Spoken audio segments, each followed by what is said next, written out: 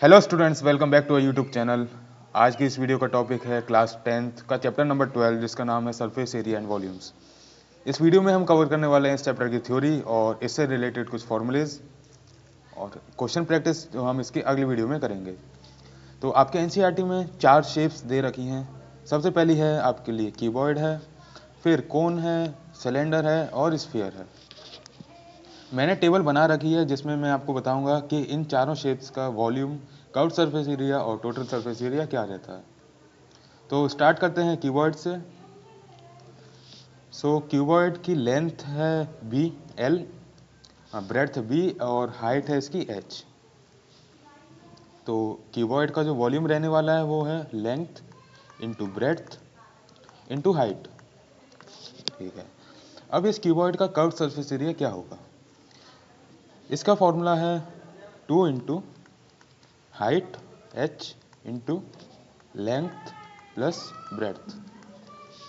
इसका total surface area जो होता है वो 2 multiplied by l into b, length into breadth plus breadth into height plus height into length.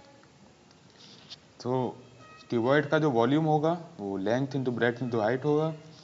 Curved surface area 2 into height into length plus breadth और total surface area 2 into length into breadth, breadth into height और height into length का सम। Next है हमारा कोन। तो कोन का volume रहता है 1/3 पाई are square H, जहाँ पर हमारे पास आर जो है वो इस कोन का रेडियस है, कोन के जो बेस है उसका रेडियस है, और एच इस कोन की हाइट है यहाँ से लेकर यहाँ तक।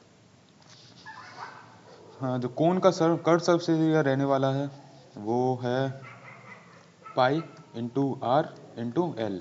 अब आप पूछोगे कि एल यहाँ पर क्या है? तो एल यहाँ पर इस कोन की स्लांट हाइट है। एल जो है हमारे पास स्लांट हाइट है। अब ये स्लांट हाइट निकलती कैसे है?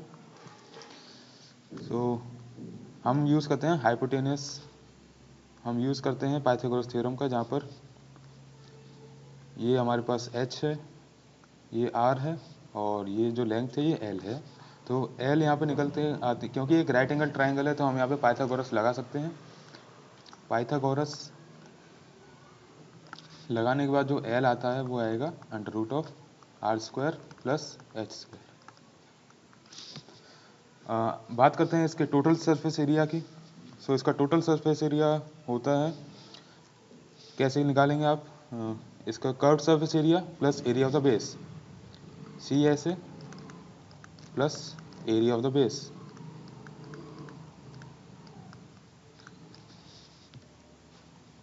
और वो यहाँ पर रहने वाला है pi r l curved surface area जो कि हमने निकाला ऊपर, plus area of the base. यहाँ पर बेस हमारे पास एक सर्कल है तो सर्कल का एरिया होता है पाई r²। अगर मैं इसको कॉमन निकाल लूँ तो ये बनेगा pi r into l plus r. तो ये तीन चीज़ें कोन के लिए निकल के आती हैं। बात करते हैं सिलेंडर की। तो सिलेंडर का वॉल्यूम होता है pi into r² into H. ये 3 टाइम्स होता है कोन के। मतलब एक सिलेंडर का वॉल्यूम जिसकी लेंथ, जिसकी हाइट h है और जिसके बेस का रेडियस r है, तो वो 3 टाइम्स होता है एक कोन के वॉल्यूम के।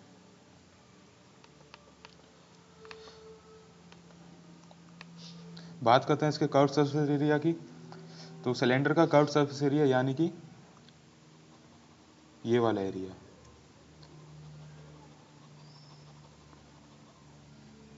एरिया ऑफ द बेस को छोड़कर जितना भी एरिया जो बचेगा वो आपका curved surface area of the cylinder हो जाएगा, जिसका फॉर्मूला होता है pi into are into H multiplied by 2।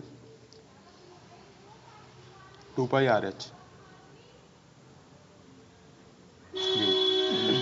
जहाँ पर 2πr हमारे पास इस वाले बेस का सर्कमफेरेंस होता है मल्टीप्लाइड बाय इस सिलेंडर की हाइट। बात करते हैं इसके टोटल सरफेस एरिया की। जैसा कि हमने कोन के लिए निकाला उसी तरीके से हम सिलेंडर के लिए भी निकालेंगे, जो कि होगा total surface area of cylinder is equal to curve surface area of the cylinder plus area of the base. अब यहाँ पर दो बेस हैं, एक ऊपर वाला बेस जो ऊपर वाला सर्कल है और एक नीचे वाला बेस। तो ये निकल के आएगा curve surface area pi 2πRh plus 2 into pi are square, क्योंकि यहाँ पे दो सर्कल है तो दो सर्कल का एरिया 2πr² हो जाएगा। और ये निकल के आता है 2πRh प्लस आर। तो ये तीन चीज़ें आपका सिलेंडर के लिए हैं। बात करते हैं स्फीयर की। तो स्फीयर कुछ इस तरीके से दिखता है। ये आपका सर्कल नहीं है, ये एक स्फीयर है। जैसा कि मतलब बॉल जो होती है वो एक स्फीयर है। तो इसका वॉल्यूम होगा 4/3 पाई आर क्यूब, जहाँ पे आर इस स्फीयर का रेडियस है। इसका कर्व सरफेस एरिया रहता है 4 पाई नहीं, इसका कर्व सरफेस एरिया रहता है 2πr²। और इसका जो टोटल सरफेस एरिया होगा वो होगा 4πr²। तो ये टेबल आपको याद रखनी है, बहुत ही इंपॉर्टेंट टेबल है ये। अगर आप चाहें तो मैं इसकी पीडीएफ जो है अपने डिस्क्रिप्शन बॉक्स में शेयर कर दूंगा, वहाँ से आप डाउनलोड कर लीजिएगा।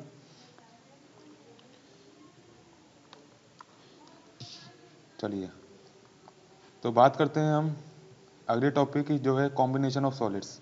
अब ये चार जो शेप आपकी बुक में दे रखी हैं, इन्हीं के अलग अलग कॉम्बिनेशन से आपके पास क्वेश्चन आएंगे और उस क्वेश्चन में पूछेगा कि इस कॉम्बिनेशन का टोटल सरफेस एरिया क्या है और इस कॉम्बिनेशन का वॉल्यूम क्या है। तो कुछ एग्जांपल जो आपकी बुक से लिए हैं मैंने, वो इसमें मैं आपको एक्सप्लेन करूँगा। चलते हैं फर्स्ट एग्जांपल की तरफ।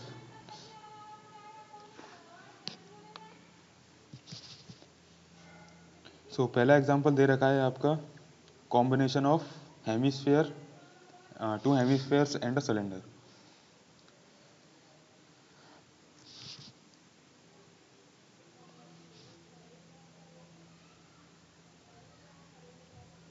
तो इसमें आप देख सकते हैं कि एक सिलेंडर दे रखा है, ये एक सिलेंडर और दो हेमिस्फीयर है। अब इसके कॉम्बिनेशन से ये कुछ इस तरीके से बन जाएगा। अब इसका टोटल सरफेस एरिया हम कैसे निकालेंगे? सो इसका टोटल सरफेस एरिया जो रहने वाला है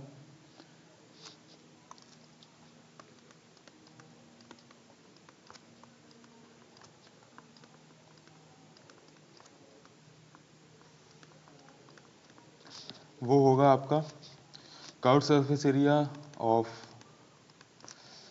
हेमिस्फीयर,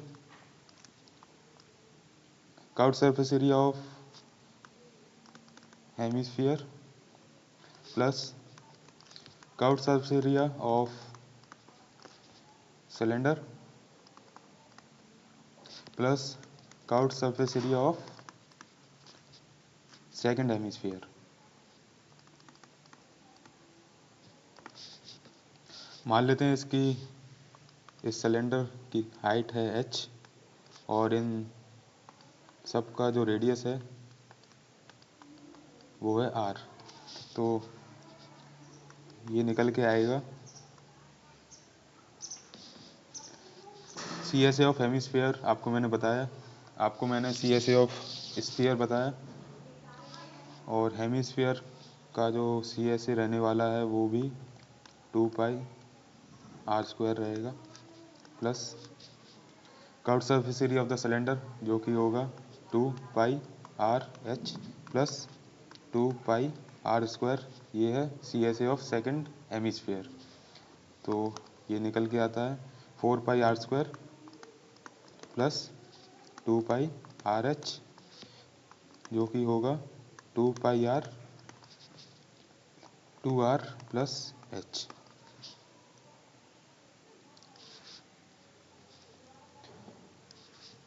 अब चलते हैं अगले एग्जाम्पल की तरफ। यहाँ पर दे रखा है आपको एक कोन और एक हेमिस्फीयर, इसके कॉम्बिनेशन से ये बनेगा। तो आप सोच रहे होंगे कि हम टोटल सरफेस एरिया लिख कैसे रहे हैं। जो एरिया आपको दिखाई दे रहा है सिर्फ, या फिर जिसको आप सिर्फ टच कर सकते हो, वही एरिया आपको कंसिडर करना है। जैसे कि इस कोन में आपको दिख रहा होगा कर्व सरफेस एरिया भी है और ये एरिया ऑफ द बेस भी है, अगर हम इसको सेपरेटली देखेंगे। और इस हेमिस्फीयर में कर्व सरफेस एरिया भी है और एरिया ऑफ द बेस भी है, अगर आप इसको सेपरेटली देखेंगे। लेकिन जब हम इसका कॉम्बिनेशन कर लेंगे तो आपको सिर्फ इस कोन का कर्व सरफेस एरिया ही दिखाई देगा और इस हेमिस्फीयर का कर्व सरफेस एरिया दिखाई देने वाला है, और आप सिर्फ इसी को टच कर सकते हो। इसके बेस को आप टच ही नहीं कर सकते, या फिर आप इसको देख ही नहीं सकते। तो आप इनके एरिया को कंसिडर नहीं करोगे, आप सिर्फ curve surface area of cone और curve surface area of the hemisphere को ही कंसिडर करोगे। तो इसके लिए हम लिखेंगे इसका टोटल सरफेस एरिया कॉम्बिनेशन का, वो क्या रहने वाला है, वो रहने वाला है curve surface area of cone plus curve surface area of hemisphere. मैं शॉर्ट में हेमी लिख देता हूँ। ये आएगा sir, curve surface area of the cone क्या होता है, वो होता है pi into are into l, और curve surface area of the hemisphere होता है 2πr², 2πr², जहाँ पर एल हमारे पास स्लैंट हाइट होती है। मैं मान लेता हूँ कि इस कोन का जो हाइट है वो है h, इस कॉम्बिनेशन का जो रेडियस रहने वाला है, मतलब एरिया ऑफ द बेस दोनों का सेम है, बेस दोनों का सेम है, तो यहाँ पर रेडियस भी दोनों का सेम ही रहने वाला है r, और इस कोन की स्लैंट हाइट है l, जहाँ पर l रहेगी हमारे पास √ऑफ r² प्लस h²। तो ये इस कॉम्बिनेशन का टोटल सरफेस एरिया हो जाएगा। ये चलते हैं अगले एग्जाम्पल की तरफ। अगला जो एग्जाम्पल है वो यही है। मैं ये क्वेश्चन था आपकी एनसीईआरटी की बुक में, और यहाँ पर टोटल सरफेस एरिया आपसे पूछेगा। मैंने यहाँ पर वॉल्यूम स्किप कर दिया। सो यहाँ पर जो वॉल्यूम रहने वाला है वो सिंपल है। वॉल्यूम कैसे करेंगे, वॉल्यूम अगर आपको कॉम्बिनेशन का पूछ रहा है तो आपको सिंपली कुछ नहीं करना, जो भी आपको शेप दे रखी है उन सब के वॉल्यूम को आप ऐड कर दोगे। तो यहाँ पर वॉल्यूम ऑफ कोन होगा प्लस वॉल्यूम ऑफ हेमिस्फीयर रहने वाला है।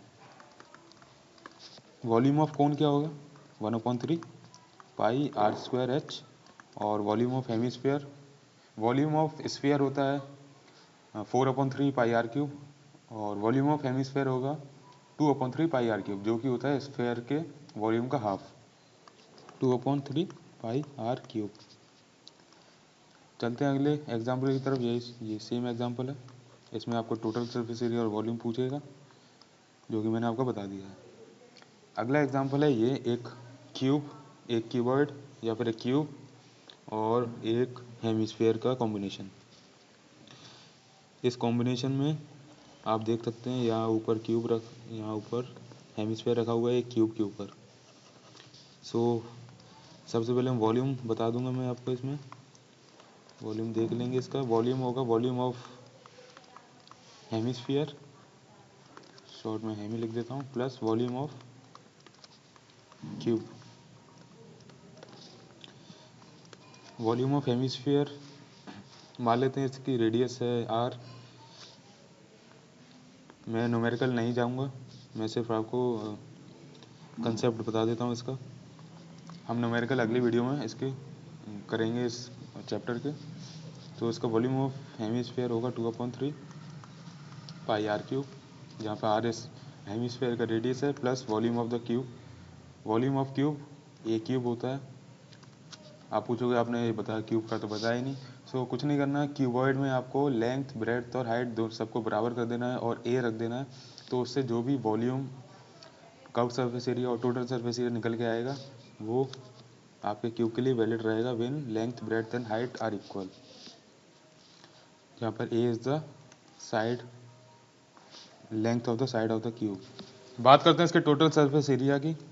जैसा कि मैंने आपको बताया कि टोटल सरफेस एरिया आप कैसे निकालोगे, जो भी एरिया आप देख सकते हो, आप जिसको आप छू सकते हो, उसी एरिया को आपको कंसिडर करना है। जिस एरिया को आप नहीं देख पा रहे हो, नहीं छू पा रहे हो, वो एरिया आपको कंसिडर नहीं करना है।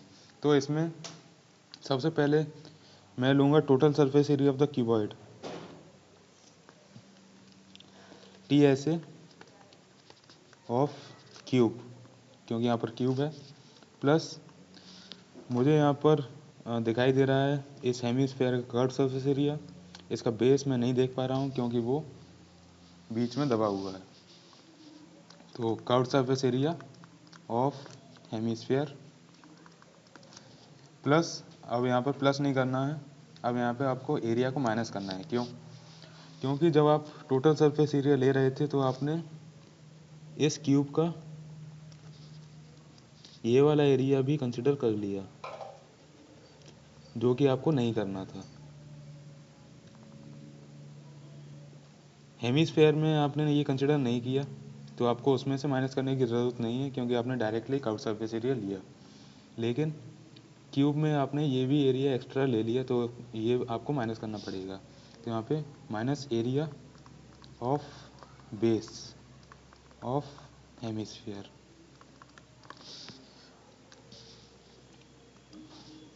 तो इसको वेरिएबल्स के टर्म में लिख देता हूँ।